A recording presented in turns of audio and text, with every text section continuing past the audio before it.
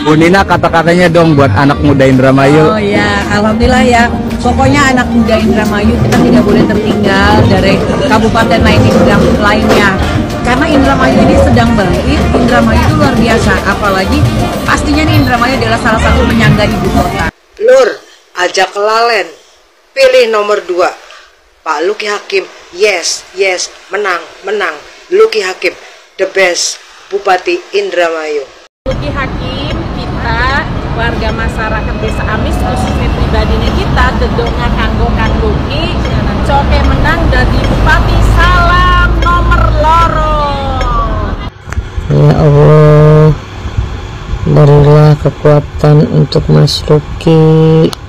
Ya Allah, semoga orang yang telah memfitnah Mas Luki diberi kesabaran dan diberi otak ingatan yang cerdas karena dia ngomong dengan fakta atau enggak.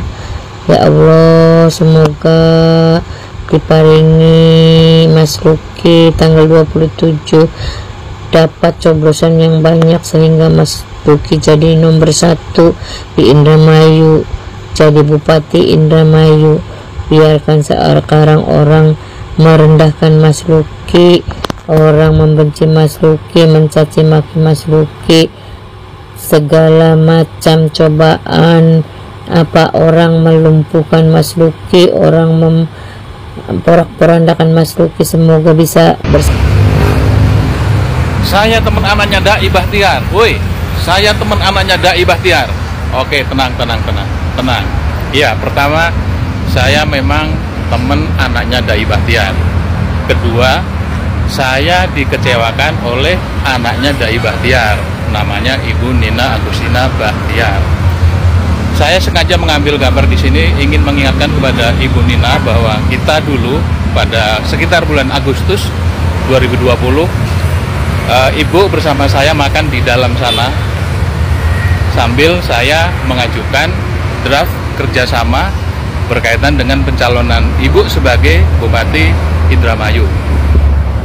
Ketika itu saya sudah bekerja selama satu bulan lebih mendampingi Ibu, mengawal pemberitaan, membuat opini positif, membuat meme-meme, membuat stiker dan juga tulisan-tulisan yang sifatnya pemberitahuan dan pemberitaan positif tentang Ibu. Kemudian saya juga diminta Ibu untuk membantu mencarikan pendanaan berkaitan dengan pencalonan Ibu karena harus membayar uang mahar, membayar biaya kampanye yang memang biayanya sangat besar. Dan karena kami tidak mau terjadi masalah di kemudian hari, saya kemudian mengundang Ibu untuk ketemu di sini nih, di Bogor nih, di depan Botani Square nih, di samping Tugu Kujang ya. Waktunya kira-kira habis Isya lah, bulan Agustus 2020. Nah, saya menyodorkan draft perjanjian untuk melakukan pekerjaan, meskipun saya sudah melakukan pekerjaan lebih dari 1 bulan. Jadi dalam draft itu saya menuliskan pasal-pasal termasuk jangka waktu kerjasama. Dan di dalam KFC ini Ibu kemudian melakukan tawar-menawar dengan saya. Yang awalnya saya tawarkan 1 miliar, kemudian disepakati angka 500 juta. Tetapi Ibu ketika itu tidak mau tanda tangan. Dia bilang nanti saja sambil jalan, yang penting pekerjaan selesai. Akhirnya singkat cerita, waktu terus berjalan, kami terus membantu Ibu sampai akhirnya Ibu menang menjadi Bupati Indramayu. Nah, setelah itu Ibu tidak bisa saya hubungi. Apakah nomor saya diblokir, apakah Ibu ganti nomor, saya tidak tahu. Yang jelas saya tidak pernah bisa menghubungi. Untuk lengkapnya, seluruh khalayak ramai di seluruh dunia bisa masuk di channel YouTube saya, Jejak Widodo. Silakan. Ada kedatangan tamu cantik. Apa kabar Bu Kokom? Ada apa nih tumben? Kaos Luki. Oh, kaos Luki. Seneng ya kaos Luki ya? Senang. Minta kaos Luki.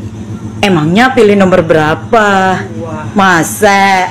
Bener deh. Bener. Tapi nggak ada amplopnya Bu, nggak ada uangnya. Nggak apa-apa, ikhlas. Oh ikhlas, ikhlas dari hati ya Bu ya. Ya, Pilih Lucky tuh ikhlas, nggak ada uangnya tuh. Insya Allah ikhlas. Nah kalau misalnya ada paslon lainnya ngasih uang Bu, nanti pindah enggak nyoblosnya. Tetap Lucky ya Bu ya. Tetap nomor berapa Bu? Coba acungkan. Nomor 2 ya Bu ya, tetap ya Bu ya, tetap pendiriannya nomor 2 ya. Nih saya kasih kaosnya nih Bu. 2, ini 1 buat anaknya, yang laki, yang pendek ya. Ini buat ibunya yang panjang biar pakai jilbab.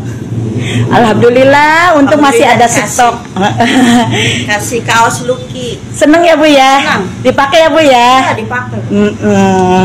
Terima kasih Ibu. Salam 2 jarinya mana Bu? Salam 2 jari. Terima kasih Bu Kokom. Woi, kalian udah tahu belum? Katanya Lucky Hakim ada berita baru. Dia katanya suka sama jenis. Gua tahu dari beritanya bapak ini, sama ada lagi tuh ini nih.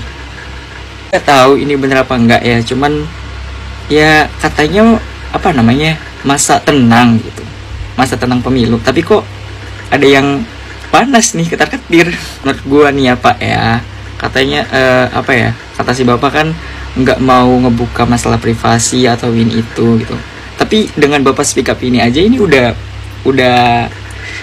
melanggar privasi. Kenapa baru speak up sekarang gitu, menjelang 2 hari lagi pencoblosan? Kenapa nggak dari dulu waktu pas Pak Lucky itu kan artis ya, kenapa nggak di up dari dulu, ataupun waktu pas mundur dari wakil bupati, kenapa nggak dari itu? Yang sebelah ada masalah apa ya, kehabisan bahan kah, atau takut Lucky Hakim menang? Dengan masyarakat, dengan rendah hatinya, ya kan? Kan itu kan. Nah, kemudian jual tampangnya, ketampanannya, ya kan? Tapi masyarakat kan kemudian nggak banyak yang nggak tahu. Ya, kalau berbicara LH, Lucky Hakim di Indramayu ini cuma 3 orang yang tahu. Ya, terus terang ini. Jadi masalah Indramayu jangan sok-sok tahu lah. Ya, saya Aan Suyoso dengan Dadi Sarmadi, ketika Lucky Hakim menerima tamu, ya, tidak jarang kemudian langsung dimasukkan ke kamarnya.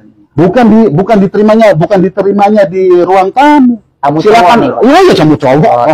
Saya mengapresiasi ya itu karena bentuk rasa cintanya kepada Indramayu, bentuk rasa bangganya kepada kampung halamannya, yang tidak mau kemudian masa depannya itu ya dipimpin oleh golongan kaum Sodom, ya kan?